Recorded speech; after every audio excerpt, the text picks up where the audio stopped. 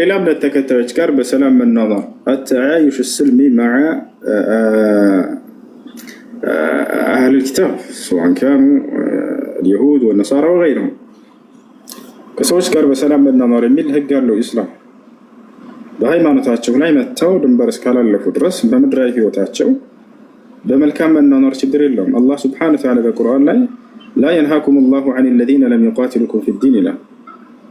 እነዚያ በሃይማኖታቸው ያልተዋጓችሁን መልካም ብትውሉላቸው አልከለከላችሁም ብሎ إنما ينهاكم الله عن الذين قاتلوكم في الدين الله የሚከለክላችሁ በሃይማኖታቸው የተዋጓችሁን ሰዎች ነው።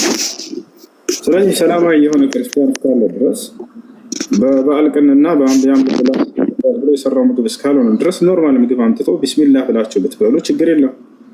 እሱም እንደዛ በሚጠራበት ይጠራል። እናንተም ሄዳችሁ ብትጋብዙ ችግር የለም። ክርስቲያን ጎረቤት ካለ የሰራችሁት ምግብ ካለ ጥሩ ምግብ ደስ እንዲያሰኝ አብሎት ችግር የለም። ነቢያችን ሰለላሁ ዐለይሂ ወሰለም ሌላ እምነት ተከታይ ጋር አብረው ይበሉ ነበር፣ ይጋብዟቸው ነበር፣ ይጋበዙ ነበር። ችግር የለም። ነገር ግን ለአምልኮ ተብሎ የተሰራ እንዳይሆን እንዲሁም ስጋ ከሆነ ከአላህ ስም ውጭ በሌላ ስም የተረደ ከሆነ እንዳይሆን፣ የበዓል ቀን ምናምን እንዳይሆን። ከዚህ ውጭ ኖርማል ህይወት ከሃይማኖታዊ ውጭ ነገራቶች ባሉ ነገር ላይ አብሮ መብላትን አይከለክልም ኢስላም። እሺ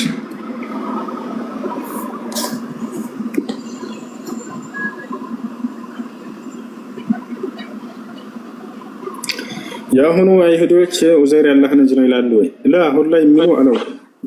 ነገር ግን በነቢያችን ሰለላሁ ዐለይሂ ወሰለም ጊዜ ነበሩ። በነቢያችን ሰለላሁ ዐለይሂ ወሰለም ጊዜ መጥተው አይሁዶች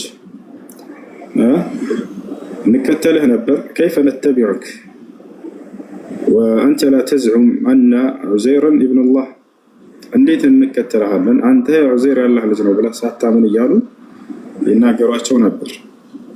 ያንስ እና አሁን ስለዚህ ያው በቃ አንድ ላይ ቢበሉ በማንኛውም ወቅት ላይ የተሰራ ምግብ እነሱም በስመ አብ ወወልድ ወመንፈስ ቅዱስ ብለው ቢበሉ ሙስሊሞቹም ቢስሚላህ ብለው ቢበሉ ባንድ ማድ ላይ ምንም ችግር የለውም። ምንም ችግር የሚፈጥረው ነገር የለውም። እስልምና ላይ ችግር የለውም። ልብ በሉ የበዓል ቀን እንዳይሆን ለአምልኮ ተግባር ተብሎ የተሰራ እንዳይሆን ኖርማል ምግብ ቁርስ፣ ምሳ፣ እራት ብለን እንደምንመገባቸው እንደዚያ ከሆኑ ከስጋ ውጭ ቢስሚላህ ተብሎ የታረደ ስጋ አይኖርም። አሁን ላይ ሀገራችን ላይ የኢትዮጵያ ክርስቲያኖች ቢስሚላህ ብለው አያርዱም። ከስጋ ውጭ የሆኑ ምግቦች ማንኛውም ሌላ ኖርማል የሆነ ምግብ ከሃይማኖት ጋር ንክኪ የሌላቸው የዛኔ ችግር የለም። እሺ እንዴ ነው። ሁለተኛ ጥያቄ ደግሞ ጓደኛዬ ጥያቄ ነው። ጓደኛዬ ባሌ ቁርአን አልቀራለ እምቢ አለኝ። ቢያንስ ቁርአን እንዲቀራ እድሉን በጣም አመቻችቻለሁ። ስበብ ልሆነው ሞክሬያለሁኝ። በፊት ባለበት ሁኔታ አይደለም ቀርቶ ቁርአን ለመቅራት ሶላት ለመስገድ በጣም አስቸጋሪ ቦታ ነበረ።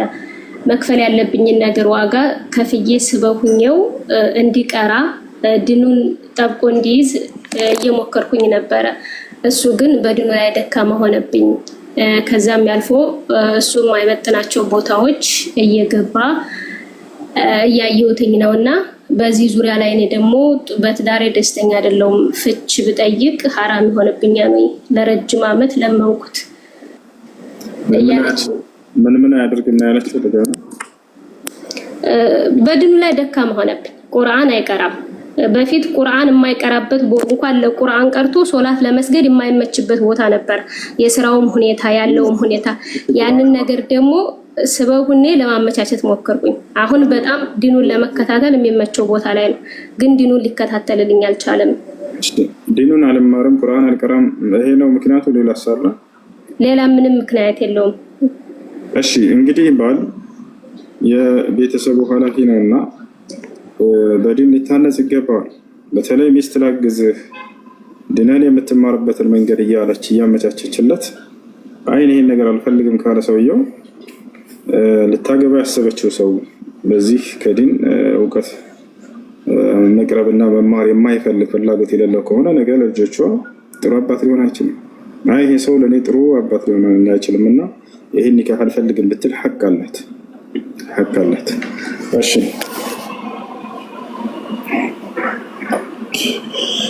ሰላም አለይኩም። ወአለይኩም ሰላም ወራህመቱላህ። ሁለት ጥያቄ ነበረኝ። እሺ ውሱ እኔ ክርስቲያን ነበርኩኝ። አሁን ግን አልሐምዱሊላህ ሙስሊም ላይ እና ተሳስቼ የሆነ ወቅት ላይ ከፈርኩኝ። ምን ባደርግ ይሻለኛል? ከዚያ በኋላ ተመለሰሻል? አው ሰግዳለሁ፣ ጾማለሁ። አልሐምዱሊላህ ግን ቁርአን አልገራልሽም ብሎኛል። ግሩፕ ፈልጊና እንግዲህ ልጆች አቅሯት። እሺ ልጆች አቅሯት። እንዳደስ ሻሃዳ መያዝ አይጠበቅብሽም። ከዚያ በኋላ ሶላትሽን እስከጀመርሽና ወደ አላህ እስከተመለስሽ ድረስ በሶላት ውስጥ የሻሃዳ ቃል ስላለ አምነበት ሰውየው የሻሃዳ ቃል በሶላት ውስጥ ያለውን ካለ ሶላት ተቀባይ ማን ሻሃዳ ተቀባይነት አለ። ያ ኮሜንት ላይ ቢንት ሙስሊም የምትለዋ ልጅ አናግራት። እሺ ያ እሺ ልጠይቅህ አሁን አንድ ጥያቄ። እሺ ኢሞ ላይ ኡስታዞች አሉ ቁርአን ያስቀራሉ፣ ግን በውስጥ መጥቶ አለ አይደል ሌላ ምንድነው ይላሉና እኔ ትቼ ወጣውኝና በምንድነው አላህ መስለ ያለ መሐመድ ጠፋብኝ እና ኡስታዙ እንደዚህ ምንድነው ሲሉ እኔ ትቼ ወጣውኝ ከግሩፕ ላይ ማለት ነው። በኢሞ ግሩፕ አለና ከዛ እኔ በራሴ መቅራት ሞከርኩኝ፣ ግን ሊገባኝ አልቻለም። ያው ታስቀራሻለች። እሷን ልጅ ፎሎ አድርጋትና የሆነን ቢንት ሙስሊም ታስቀራሻለች። እሺ አመሰግናለሁ። ጀዛከላህ። እሺ ገለት ሰላም ገለት ሄሎ ሄሎ ፊያ ሄሎ የክርስቲያን ምግብ ቤት ገብቼ በበላ ችግር አለው ወይ? የጌታ ሰው እየነገርኩህ ነው። ቢስሚላህ ተብሎ የሚታረድበት ከሆነ ችግር የለውም። ከአላህ ስም ውጭ በሌላ ስም ከሆነ አይቻልም።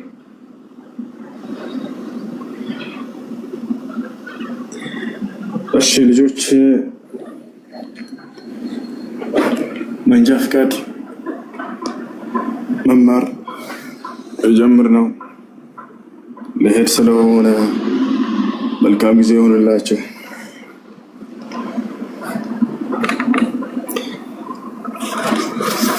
ጓደኛ እየደወለ ነው፣ እንሂድ እያለ ነው፣ ሊመጣ ነው። ቻው ቻው ቻው። መልካም ጊዜ ይሁንላችሁ። በቃ ይሁንልን ለሁላችንም።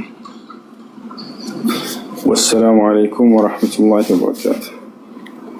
የኢትዮጵያ መንጃ ፍቃድ ነበረኝ ተምሬ ያወጣሁት፣ ግን አንተ አላስተረክርበት ነበር። ብዙ አንዴ ባለ ቅድም ስናገር የት ነበር? ስምሽን እየጠራ ገና የተወለደ አራስ ልጅ ማለት ነው። ሴት ፀጉሯን ብትቆረጥ ምን ችግር አለው? እንደዛ ባያድግላት። የሴት አይላጭም ነው ባይላጭ መልካም ነው፣ ግን ይጠቅማታል ተብሎ ከታሰበ ገና የተወለደች ህፃን ልጅ ብላጭ እንደ ወንጀል አይቆጠርም። ይላጭ የተባለ ግን የወንድ ልጅ ነው። እሺ wait a minute brother። ባይላጭ ችግር የለውም፣ حرام አይደለም። አዎ ችግር የለውም።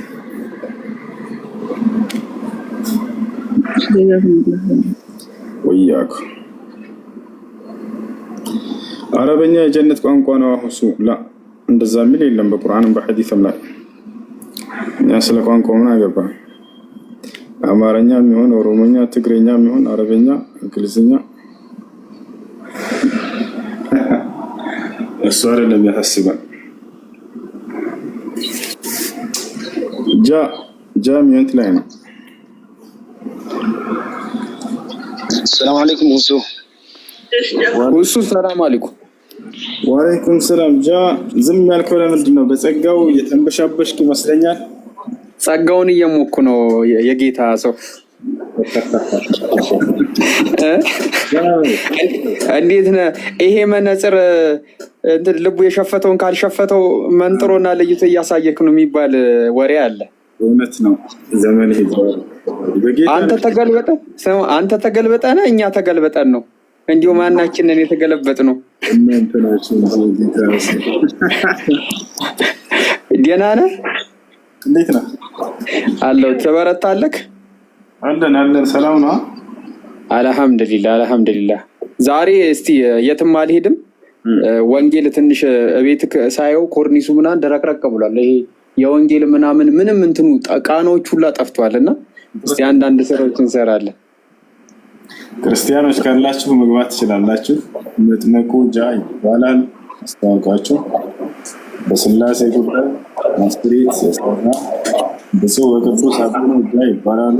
አናግራችሁ ቀጥሉ በቃ እስኪመጡ ድረስ። እሺ ሰላም አለይኩም ማን ነው ወይደና? ወአለይኩም ሰላም ዳኛ አልহামዱሊላህ። አላህ ይጠብቅህ ባለህበት በጣም እንወድሃለን። መጀመሪያ አሚን አሚን አሚን። እሺ ከዛ አንድ ሶስት ጥያቄዎች አሉኝና የመጀመሪያው ከቤተሰብ ውስጥ ማለት ነው እንትን ሚስት አግብተው ነበር። መጀመሪያ ያው በሐራም ነበር የተገናኙት። ከዛ የሁለት ወር እርጉዝ እንደሆነች ካወቀ በኋላ ግን ያው መሰተር መቻል አለብን እንዲህ ብለህ እንዴት እንደዚህ ያደረግክ ተብሎ ተመክሮ ኒካህ አስሮላት ልጅ ወልደዋልና ሌላ ጋር የሄደች አይደለችም ልጅቷ። ከዛ በፊት ልጅ አላት ግን ሌላ ጋር የሄደች አልነበረም እሱ ሲያገኛት በዛው ኒካህ አድርገው ወልደዋል። አሁን ሁለተኛም አርግዛለች። እንዴት ነው የመጀመሪያው ልጅ የሐላል ልጅ ነው የሚባለው በሱ መጠራት ይበቃለታል ወይስ የሐላል ልጅ ለመባል ብቁ አይሆንም? ሸሪዓዊ በሆነ ኒካህ አድርጎ የወለደ ሰው ነው የአባትነት መጠሪያ ያለው። ነቢያችን ሰለላሁ ዐለይሂ ወሰለም አልወለዱ ሊልፊራሽ ወሊልዓሂር አልሐጀር ብለዋል። በዑለሞች መካከል ሁለት ሀሳብ አለ። በእርግጥ አንደኛ ምንድነው ከአንድ ሰው ብቻ ከሆነ ያንን ልጅ የወለደችው አንድ ሰው ጋር ብቻ ከሆነ ግንኙነቷ በዚያ ሰው ቢጠራ ችግር የለውም የሚል አቋም ያላቸው ዑለሞች አሉ። ሌሎች ደግሞ አይ ሸሪዓዊ በሆነ ኒካህ እስካላደረገ ድረስ ያም አንድ ሰው ብቻ ቢሆን እንኳን እሱ የአባትነት መጠሪያ የለውም ያለው። እንግዲህ ትክክለኛው ይሄኛው ነው። ሸሪዓዊ ኒካህ አድርጎ የወለደ ሰው ነው የአባትነት መጠሪያ ያለው። ምክንያቱም ነብዩ ሰለላሁ ዐለይሂ ወሰለም የተናገሩት ሐዲስ እሱን ነው የሚያመለክተው። አልወለዱ ሊአቢህ አላሉ። ለአወል ልጁ ለዚህ ለአባቱ ነው በዝሙት ለወለደ ሰው ነው አላሉ። ሊልፊራሽ አሉ። ሸሪዓዊ በሆነ ኒካህ አድርጎ በፍራሽ ላይ የተገናኘ ሰው የፍራሹ ባለቤት ማለት የኒካሁ ባለቤት ለሆነ ሰው ነው ብለ ማለት ነው። ወሊልዓሂር አልሐጀር ይልቁንስ ለዚያ በዝሙት ለወለደ ሰው ለእርሱ ፍርድ ነው የሚገባው። الحجر يعني إذا كان زنى متزوجا وهو متزوج يعني يرجم حتى الموت بالحجارة يعني. أما إذا هو غير متزوج فيجلد 100 جلدة لقوله سبحانه وتعالى الزانية والزاني فاجلدوا كل واحد منهما 100 جلدة. هنا. እሺ ጀዛከላህ። ሁለተኛው ጥያቄ እዚሁኛው ጋር ባለ እንትን ነውና ሙስሊም ከተቀጣ በኋላ ሙስሊም حتى እንደው ኻጢእ ሆኖ እንኳን አጥፍቶ በቅጣት ቢገባ እዛው ኻሊዲና ፊሃ የተባሉት እነዛ ካፊሮች እንጂ ለሙስሊሞች አይደለም ይላል። ከዛ ሌላ ሰው ደግሞ መጥቶኛ ጋር ስንከራከር ስናወራ ምን አለን? በቃ የገባ ጀሃነም ይቀራል እንጂ ትንሽ ተቀጥቶ ከዛ ወጥቶ የሚባል ነገር የለም። ጀነትም ከገባ ዘውታሪ ነው፣ ጀሃነም የገባ ዘውታሪ ነው ብሏል። እና እንዴት ነው የሚታየው ይሄ? ሐዲስ ላይ ነብያችን ሰለላሁ ዐለይሂ ወሰለም ተናግረዋል። ሸፋዓቱ ሰለላሁ ዐለይሂ ወሰለም ለአህሊ አልከባኢር በልብ ውስጥ የጎመን ዘር ፍሬ የምታክል ኢማን ያለበት ሰው ሁሉ ከእሳት ይውጣ የሚል ሐዲስ አለ እንደሚባል ያ ሰው ገብቶ እንደሚወጣ ልክ አላህ ስብሐነሁ ወተዓላ በእዝነቱ ከጀሃነም የሚያወጣቸው ሰዎች አሉ ተብሎ ተገልጿል። እነዚህ ሁሉ በርካታ ሐዲሶች አሉ። ማን ይህን ሐዲስ የሚጻረረው? እሺ ሽክራን። ሶስተኛው ነቢዩላህ ኢድሪስ ረፈዐ አላህ የተባለው አላህ ከፍ አድርጎታል የሚለው ይሄ አህባሽ ከቤተሰብ ውስጥ አህባሾች አሉ። እነሱ ጋር ተዓሙል ራሱ እንዴት እንደሆነ ብትነግረን በጣም ደስ ይላል ነበር። ወላሂ እንደ መሪም እያደረጋቸው ነው። እኛ ቤተሰብ ውስጥ ሆነው አላህ ከፍ አድርጎት ጀነት ገብተዋል የሚሉ እንትኖችን እያነሱ እኛ ጋር ያወራሉ። እና የሰው ልጅ ደግሞ ከሞተ ሁሉም እንትን ካለ በኋላ ከየውመል ቂያማ በኋላ ነው የሚገባው ብለን ስንላቸው ኦልሬዲ ገብተዋል ሐታ አልሞቱም ሁላ ብሎ ተከራከረኝ። እና ሞትን ያልቀመሰ የለም። ሞተው ሊሆን ይችላል ከፍ ያሉት እንጂ ወደ ላይ አላህ ያነሳቸው ከሞቱ በኋላ ነው እንጂ ሳይሞት ተነስቶ ጀነት የገባ የለም ብዬ አውርቼ ነበርና እንዴት ነው የነቢዩላህ ኢድሪስ ጉዳይ? ورفعناه مكانا عليا أي مكانة عالية مفسروش كاله هي كف على درجة عن الصوت يا الله درجة كف عند الدرجة التي قالت انجي لذو سويتش عندما يحسبوت على تفسيروش لا يبرقد هي تفسير قل كقرآن انك حديث ما سرجع لنوري كبار تفسيروش زبوت على يتقمتوا هي ندال إسرائيلياتنا ኢድሪስ ዓለይሂ ሰላም ወደ ላይ ተነስቷል የሚሉት ዘገባ ከእስራኤልያት የተወሰደ ነው። እነሱም ሲያስቀምጡ ይሄ ትክክለኛው ነው እያሉ አይደለም። ሙፈሲሮች ህጋቸው ምንድነው? በዚያ ላይ የሰዎችን ንግግር ሁሉ ያስቀምጡታል። ታዲያ እምነታቸው የትኛው ነው የሚለውን ለማወቅ ቁርአንና ሐዲስ ላይ ያለው ነው። በሐዲስ ይሄ ምን ዒልም الغይብ ነው አይደል? ወደ ሰማይ መነሳቱ። ስለዚህ ነብዩ ሰለላሁ ዐለይሂ ወሰለም ሐዲስ ላይ ተናግረውታል ወይ አላህ በቁርአን ላይ ተናግረውታል? ላ በፍጹም። የኢድሪስ ዓለይሂ ሰላም ሩህ መንፈሱ ያለችው በአራተኛው ሰማይ ላይ ነው። ነብዩ ሰለላሁ ዐለይሂ ወሰለም ተናግረዋል። ነገር ግን ጀሰዱ ተነስቶ እዛው ነው ያለው። ይስተት ነው። ኢድሪስ ዓለይሂ ሰላም ሩሑ በአራተኛው ሰማይ ላይ ትገኛለች። ነቢያችን ሰለላሁ ዐለይሂ ወሰለም ኢጥለዕቱ ፊ ሰማኢ ረቢዓ ፈረአይቱ ኢድሪስ ዓለይሂ ሰላም ብለዋል። ፈረሐበ ቢ ወሰለመ ዐለየ ወደዓ ሊ ቢልኸይር ወቃለ ሊ መርሐበን ቢልአኺ ሳሊሕ ወነቢይ ሳሊሕ። ኢድሪስ ዓለይሂ ሰላምን ወደ አራተኛው ሰማይ ሲወጣ ዛግቼዋለሁ ብለው ነቢ ሰለላሁ ዐለይሂ ወሰለም ተናግረዋል። እና ያ ነው ኢድሪስ ወይንም ሄኖክ ወደ ሰማይ ተነስቷል፣ በዛው ነው የቀረው የሚለው ሀዛ ሚን እስራኤልያት ወለይሰ ለሁ አስሉን ፊ ኪታቢላህ ወፊ ሱነት ረሱሊ ሰለላሁ ዐለይሂ ወሰለም። እሺ ሽክራን፣ አላህ ይስጥልኝ። በጣም ነው የምወድህ ያ ሼኽ፣ ያ አኺ ወላሂ እወድሃለሁ። እሱዋ አላህ ይጠብቅህ። አሚን አሚን። አላህ ይወደው። ሽክራን። እሺ መግባት የሚፈልግ ክርስቲያን አለ? ጃ ይፈልጋቸዋል ዛሬ ለጥብቅ ጉዳይ ካለ እኔ ብሎ ይጻፍ።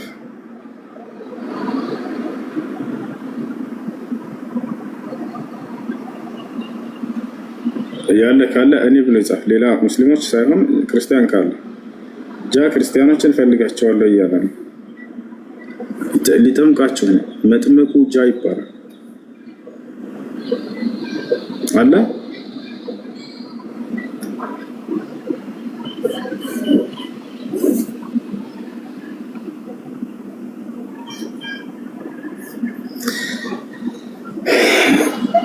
እሺ ጌታሁን ሞላን። እሺ እናስገባው። በቃ ያውና ጌታሁን እናግባው።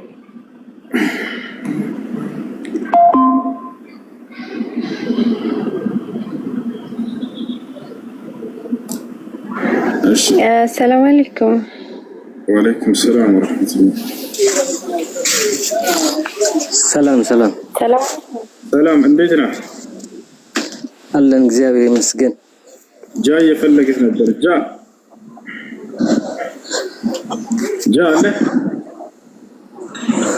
አለ አለው መጥቷል።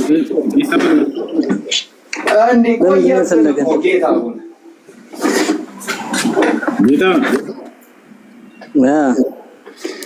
ቆየ ጠፋክ። በጣም የፈለገ ምን ነው እንዴ? ደጅ አጸናህን እኮ። እውነት ነው እንዴ? ጌታው እንዴት ነህ? አቤት አቤት፣ እግዚአብሔር ይመስገን። ሰላም ናችሁ? አለን። ከየትኛው ቤተ እምነት ነህ? የክርስቶስ ኢየሱስ የእግዚአብሔር ማለት ኦርቶዶክስ ነኝ። እሺ ኦርቶዶክስ ነህ።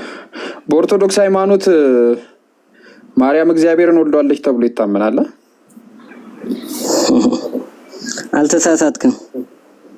ያልወለደችው እግዚአብሔር አለ እንዴ? ያልወለደችው እግዚአብሔር አለ ስትል አንዱን እግዚአብሔር ነው የወለደችው ወይ ነው ጥያቄው? አዎ እግዚአብሔር ወልድን ወልደዋለች። እግዚአብሔርንስ እኮ እግዚአብሔርን ወልደዋለች። እግዚአብሔር ወልድ ቋኔ የጠየቅኩት ጥያቄ ምን መሰለህ? ቆይ መጽሐፍ ቅዱስ ልክፈትልክ።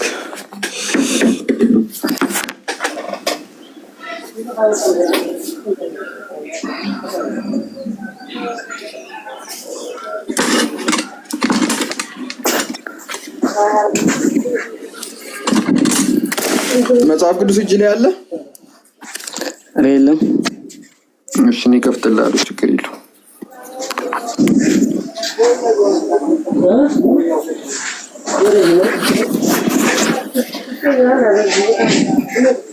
ይታያል? እሺ እሺ ምን ላይ እንገባለን መሰለ? አንደኛ ጢሞቴዎስ ምዕራፍ 2 ላይ እንገባለን። ከዛ ይታይቃል። እሺ አንድ እግዚአብሔር አለና በእግዚአብሔርና በሰው መካከል ያለው መካከለኛው ደግሞ እርሱም ሰው የሆነው ኢየሱስ ክርስቶስ ነው አለ። አሁን ጥያቄው ማርያም ይሄንን እግዚአብሔር ወደዋለች? ውይ እኛ እንዴት ነው የምናምነው ታውቃለህ? መጀመሪያ ይሄንን ነው የወለደችው። እኛ እንዴት ነው የምናምነው ማለት የምታምኑትማ ወልድን እምነት በቃ እምነት እኛ እንዴት እናምናለን? በእግዚአብሔርና ይሄኛውን እግዚአብሔር ወልደዋል ይሄኛውን እግዚአብሔር ወልደዋል ከማለት በፊት ኦርቶዶክሳውያን ወይም ክርስትና እንዴት እናምናለን? እኛ ያው ጌታው እኔ ኦርቶዶክስ ነበርኩኝና አትቸገር ኖ እኔ ራስ ጉዳይ ነውና እንደዛ ኦርቶዶክስ ሆነ ከነ ሌላ ጉዳይ ነው።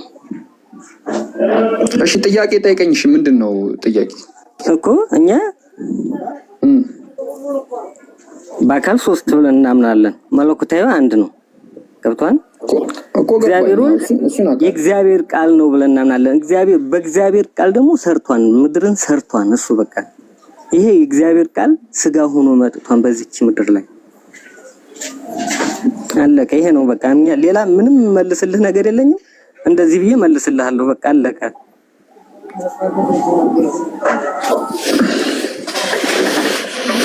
ገብቷል ነው? አይ አልገባኝም። ቆይ ገባም ድሮ ስለ አንተ በጭፍኑ ወይም ቁርአንን ስለምታነብ እኛ ደግሞ ቁርአንን እንከተል። ገብቷል? አሁን ይሄንን መጽሐፍ ማርያም ይሄንን ወልዳለች። ይሄንን እግዚአብሔር ወልድ ተወልዷን ስጋ የለበሰው ይሄንን እግዚአብሔር ወልደዋለች። አንተ እኮ ነው ስለ ቃሉ ነው ቃሉ ስጋ ሆኗን ነው ያልነህ እኮ ያለው።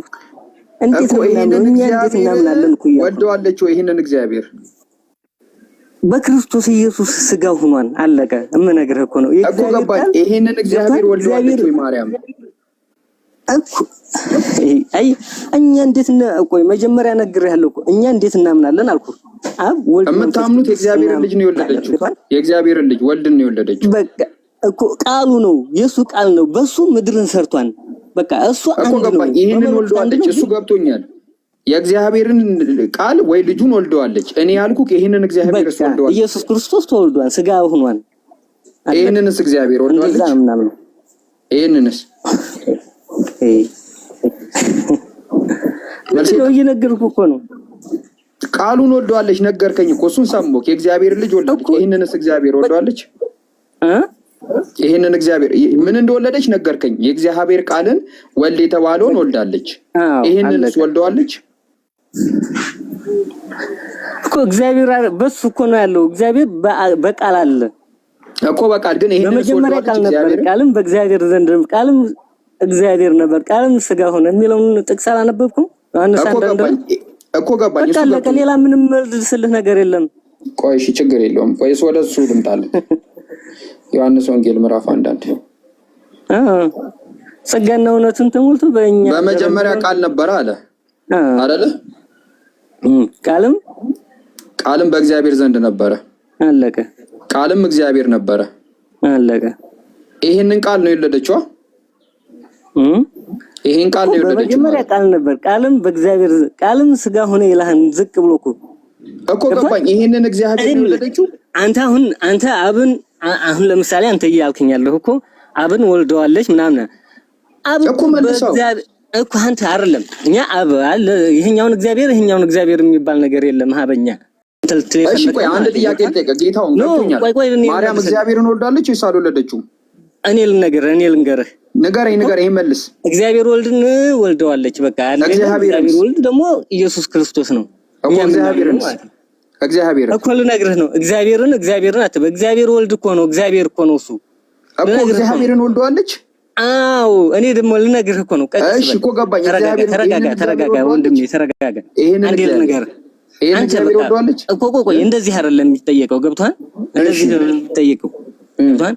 አሁን አንተ ልትለኝ የፈለከው አብን ወልደዋለች እያልከኝ ነው አይደለ?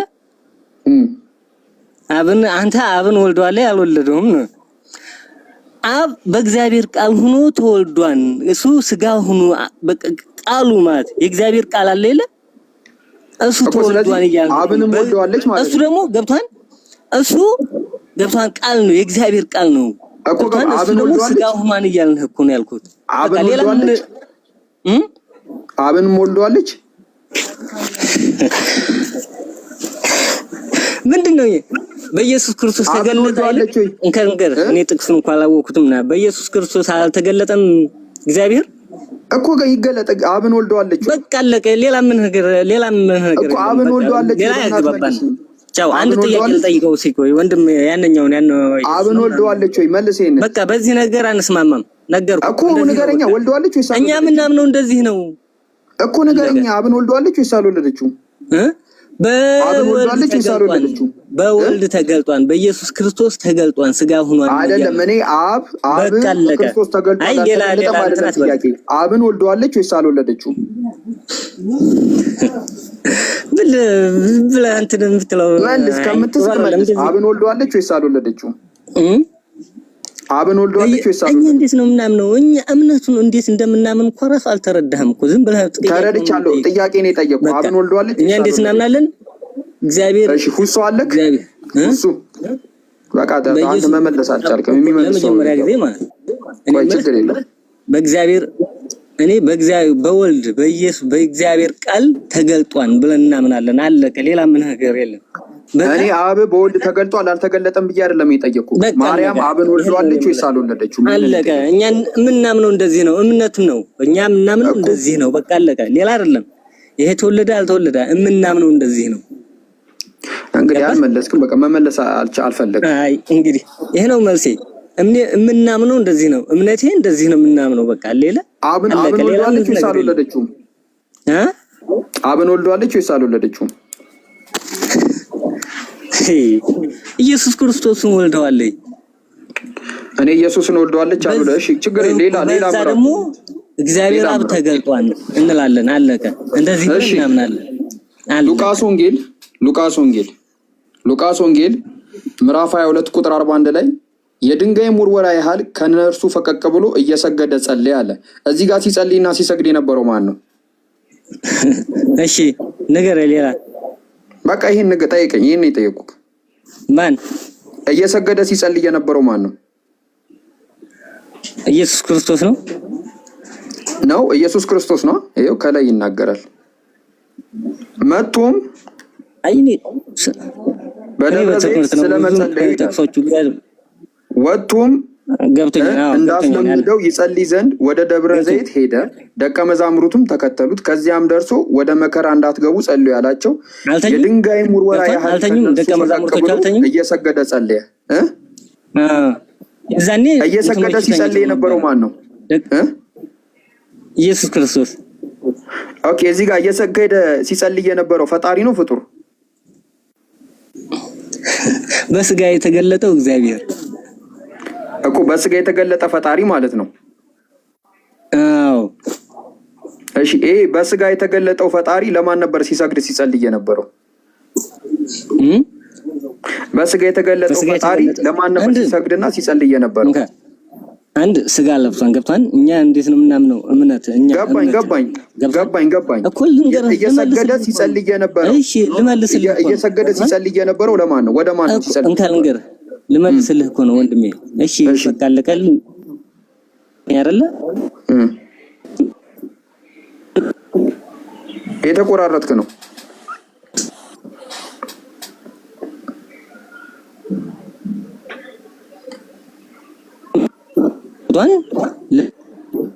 እየተሰማክ አይደለም፣ የተቆራረጥክ ነው። እስቲ ሌላ ክርስቲያን ካለ አስገቡ። ክርስቲያኖች አንዳንድ ቁጥር ጻፉና አግቡ።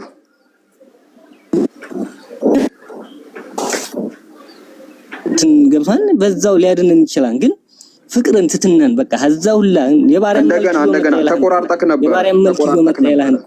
ጌታው ተቆራርጠክ ነበር። ለዛ ነው የጸለየው። ለኛ ተቆራርጠክ ነበር። ጸሎትን አስተማረን እኮ ለኛ ጸሎትን አስተማረን። ገብቷን በስጋ ተገልጦ ጸሎትን እያስተማረን ነው ኢየሱስ ክርስቶስ። ወደ ማን ነበር ሲሰግድ ሲጸልይ የነበረው? ወደማ ነበር እየሰገደ ሲጸልይ? እሺ ለእግዚአብሔር አብ ልበል። እሺ ኦኬ ፈጣሪ በስጋ ለሌላ ፈጣሪ እየሰገደ እየጸለየ ነበር። እኔ እኮ ገብቷን እሱ አምላክ ነው፣ ግን በስጋ ተገልጧን ሰው ሆኖ እኮ ወደ ማን ነው የሚጸልየው?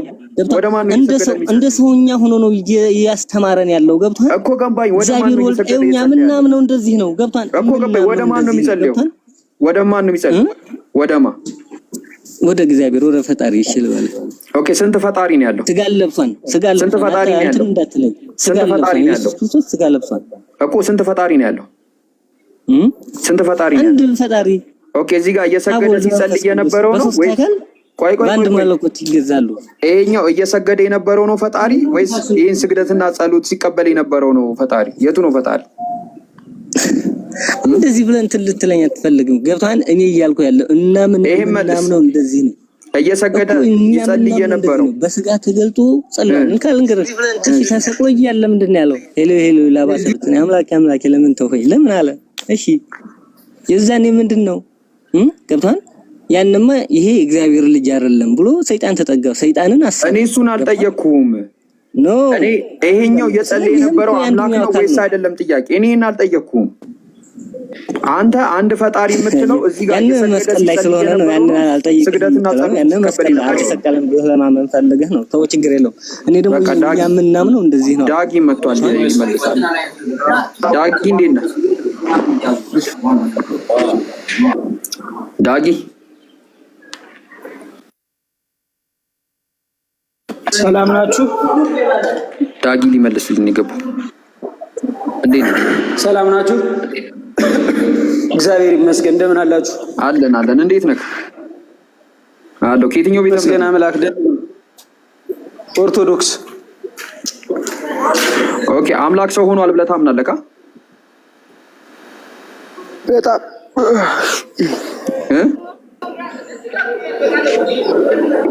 አዎ ሆኗል።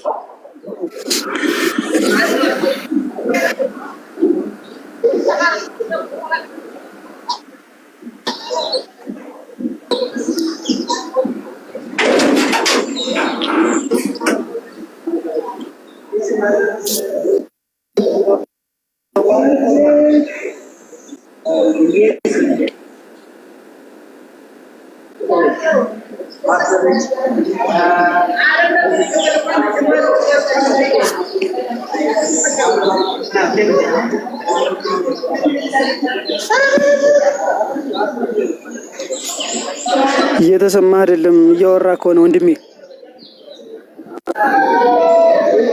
ወንድማችን እያወራ ከሆነ እያወራ አይደለም።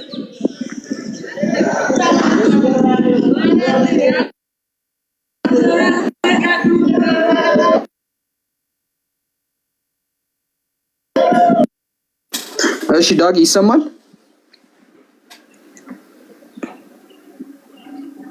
ዳጊ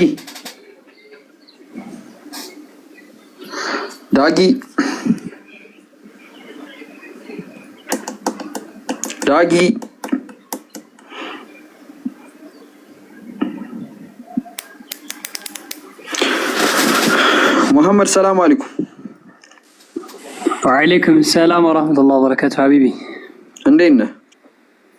አልሐምዱሊላህ። እንዴት ነህ ጃበር? አልሐምዱሊላህ። ጠፋህ እኮ ራሱ። አልጠፋሁም ጃበር አለሁኝ። ተስፈንጥሮ ወጣ። ፖለቲካ አትስሩ ምናምን ስለ ይህን ጥቅስ ሲያዩ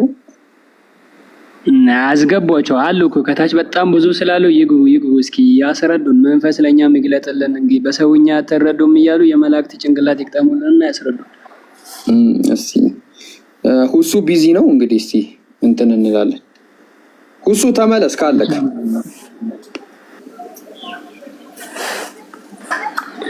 ተደውሎበታል መሰለኝ። ሁሱ ፖዝ ሆኗል ወይ ወጥቶ ነው ልኳል። እንግዲህ እሱ እስኪመለስ ድረስ ማስገባት አይቻልም ሰው። እሺ እስከዛ አንድ ነገር ላሳያችሁ ያጀማ።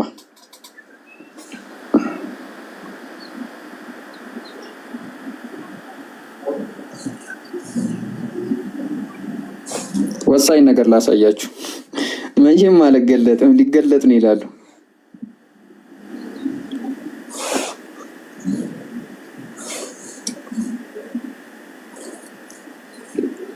ጃብሮ በስጋ ነው። እሺ አዩ እዚህ ጋር ማለት ነው። ቆይ ላሳያችሁ። ኢሽማም ኢላህ ሚል አካውንት አለ ዩቲዩብ ላይ። ይሄው የተለያዩ ቪዲዮዎችን እንለቃለን። ከታላቁ ጋር ገብታችሁ እንትን አድርጉ፣ ሰብስክራይብ አድርጉ። ኢሽማ ኢላህ ሁላችሁም ገብታችሁ የተለያዩ እንትኖች አሉ አሪፍ የሚጠቅሙ እንትኖች አሉ ቪዲዮዎች አሉ የሰጣቸው እሱ መጣክ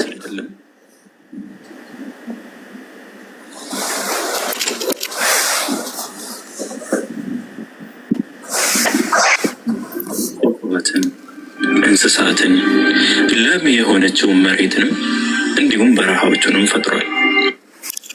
እንደዚህ አይነት ቪዲዮዎች አሉ ገብታችሁ ተመልከቱ አሪፍ ናቸው። ኢስማኤላ የሚል እንትን ነው ሁላችሁም ኢስማኤላ በጣም ቀላል ነው። ኢስማኤላ ብላችሁ ጽፋችሁ ዩቲዩብ ቻናል ነው እሱን ሰብስክራይብ አድርጉ። ዳጊ ካለ ግባ ላክ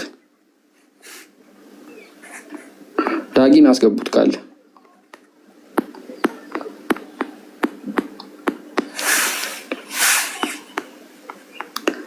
ዳጊ የለም ዳጊ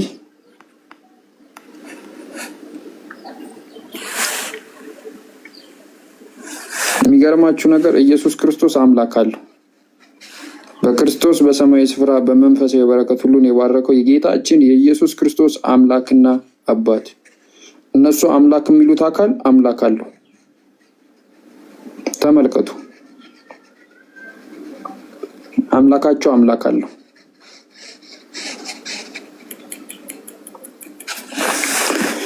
ይገርማል።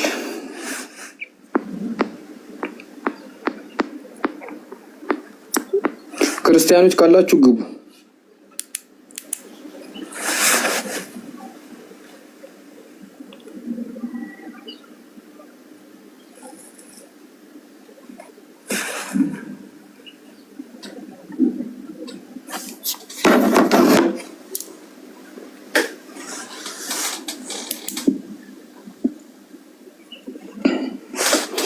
ክርስቲያኖች ካላችሁ ገስት ላኩ።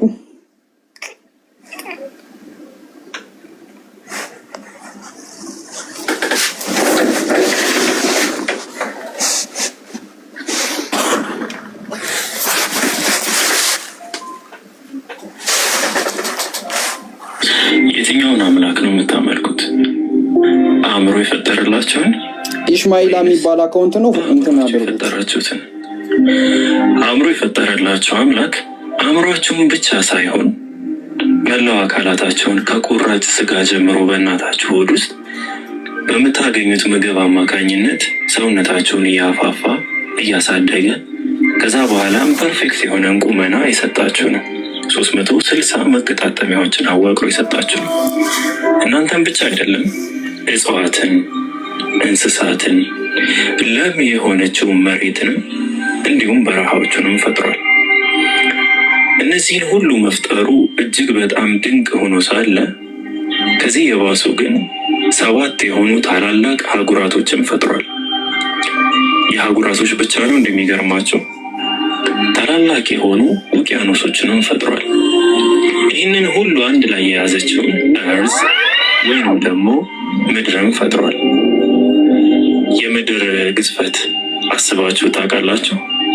7 ቢሊየን ህዝብ ይኖርባታል። 7 ቢሊየን የመያዝ አቅሟ ደግሞ እጅግ በጣም ብዙ ቢሊየን ሰዎችን መያዝ ትችላለች። ሰው ግን ምንኛ ትንሽ ነው። ዓለም ምን ያክል ግዙፍ ነች? የትኛውን አምላክ ነው የምታመልኩት? አእምሮ የፈጠረላችሁን ወይንስ በዚች ትንሽዬዋ አእምሮ የፈጠራችሁትን? ዓለማችንን ይችን ካየን ከዓለማችን ደግሞ በብዙ እጥፍ የምትበልጠውን ሌላኛዋን ፕላኔት ጁፒተርን ማየት እንችላለን። ከዓለማችን እንዲሁ 1.3 ሚሊዮን እጥፍ የምትገዝፈውን ፀሐይን ማየት እንችላለን። ከፀሐይም በ10 እጥፍ የሚገዝፉ ብዙ ፕላኔቶች ክርስቲያኖች ካሉ አስገቡ ማየት እንችላለን። ከነዚህ ሁሉ ከዋክብቶች አልፎ ጋላክሲዎች ይመጣሉ። እነ ሚልኪ ዌይ፣ አንድሮሜዳ ብዙዎችን መጥቀስ ይቻላል። ይህንን ሁሉ ጠቅልሎ የያዘው ዩኒቨርስ ይባላል። ከዩኒቨርስ በኋላ መልቲቨርስ የሚባል አይነት ኮንሴፕትም አለ። ይህንን ሁሉ የፈጠረው አእምሯችሁን የፈጠረላችሁ አምላክ ነው። የትኛውን አምላክ ነው የምታመልኩት? አእምሮ የፈጠረላችሁን ወይንስ በአእምሯችሁ የፈጠራችሁትን? አእምሮ የፈጠረላችሁ እነዚህም ብቻ ሳይሆን ከላይ ቀና ብለን የምናያቸው በሙሉ ሰማ የሚል ስያሜ ይሰጣቸዋል። ሰባቱ ሰማያትን የፈጠረ አምላክ ነው። ከነዚህ ከሰባቱ ሰማያቶች ውስጥ ከአንደኛው ሰማይ እስከ ሁለተኛው ሰማይ፣ ከሁለት እስከ ሶስት፣ ከሶስት እስከ አራት፣ ከአራት እስከ አምስት፣ ከስድስት እስከ ሰባት ድረስ ያሉ ርቀቶች እያንዳንዳቸው የ500 ዓመት ጉዞን ያስጉዛሉ። 500 ዓመት በምን ፍጥነት እንደሆነ ፈጣሪ ብቻ በሚያውቀው። ይሄ ብቻ ነው እንደሚመስላችሁ? ቅድም ሰው ነበር አይደል? አሁን ዓለም ምንኛ ትንሽ ነች። በዚህ ማለት እኮ በአጉሊ መስታወት እንኳ ልናያት አንችልም ማለት ነው። በእኛ ገለጻ በንጽጽር ስናስቀምጠው ልክ ጀርሞችን ልናያቸው እንደማንችለው ሁሉ ዓለምንም ደግሞ ከዚህ ሁሉ ፍጥረታት ጋር ስታነጻጽሯት ኢቭን በአጉሊ መስታወት እንኳ ማየት አንችልም ማለት ነው። ዓለም ምንኛ ትንሽ ነች። እናንተ ግን የትኛውን አምላክ ነው የምታመልኩት? ይህንን ሁሉ የፈጠረውን ወይንስ እናንተ የፈጠራችሁትን? ይህን ሁሉ የፈጠረው አምላክ ከሰባቱ ሰማያቶች ኩርሲ የሚባል ፍጥረት አለው። ይህ ኩርሲ የሚባለው ፍጥረት ከሰባቱ ሰማያት ጋር ሲነጻጸር ሳይዙ ልክ እንደ ቀለበትና ምድር ላይ እንዳለው ትልቁ በረሃ ይወከላል። ቀለበቱ የሰባቱን ሰማያት ቦታ ሲይዝ፣ በረሃው ደግሞ የኩርሲውን ቦታ ይዛል። አስባችሁታል? ያችን ቀለበት እዛ በረሃ ላይ ብትጥሎት ምን የሚከሰት ይመስላችኋል? ምንም። ቀለበቷ ምንም ማለት ነች። ይሄ ሁሉ ሰባቱ ሰማያት ተጠቅልለው ከኩርሲ ጋር ያላቸው ሳይዝ ልዩነት ነው። በኩርሲ ሳይዝ ነው እንደምትገረሙት። ከኩርሲ በላይ የሆነ አርሽ የሚባልን ፍጥረት ፈጥሯል። የአርሽና የኩርሲ ንጽጽርም ሲቀመጥ ልክ እንደ ቀለበትና አሁንም እንደ በረሃው ነው። በዚህ ጊዜ ላይ ግን በረሃው የአርሹን ሳይዝ ሲወክል፣ ቀለበቷ ዩኒቨርስ ምን ያክል ትንሽ ነች? ሰባቱ ሰማያት ምን ያክል ያንሳሉ? የአርሹ ነው የሚገርሟቸው። አርሽን የሚሸከሙት መላእክቶች ከተከሻቸው እስከ ለምጆሯቸው ድረስ ያለው ርቀት የ700 ዓመታትን ጉዞ ያስጎዛል።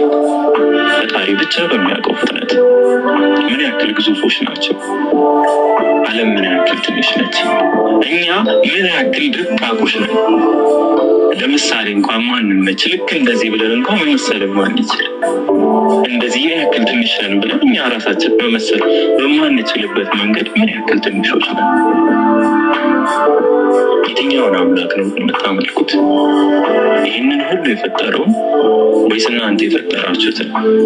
ይሄ አእምሮን የፈጠረልን አምላክ ሲሆን እሱን መገመት ከኛ ከአእምሯችን በላይ ነው አይደለም? እሱ ሰባቱን ሰማያትን እንኳን አንድ ላይ መገመት ለእኛ አቅም አይቻልም። ስለ ኩርሲና አርሽ ማሰብ ተውት።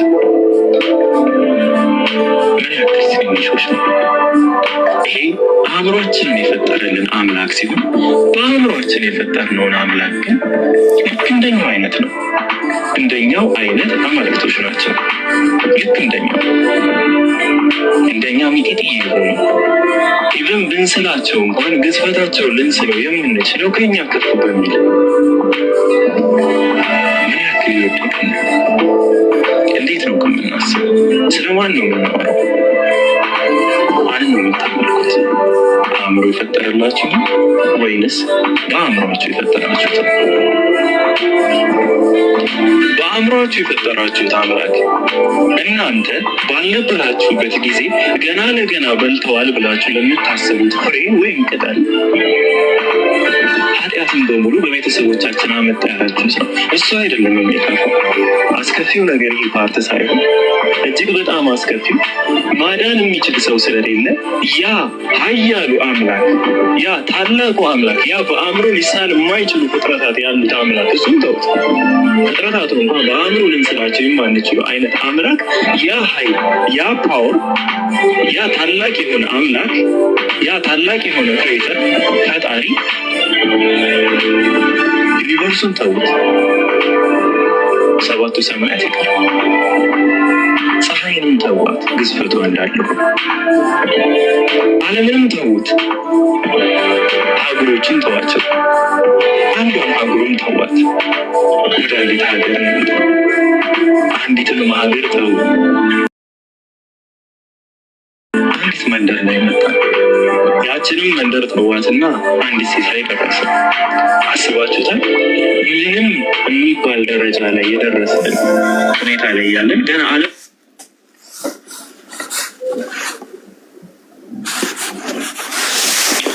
እንትን ኢሽማኢላ ይባላል አካውንቱ ዩቲዩብ ላይ ነው።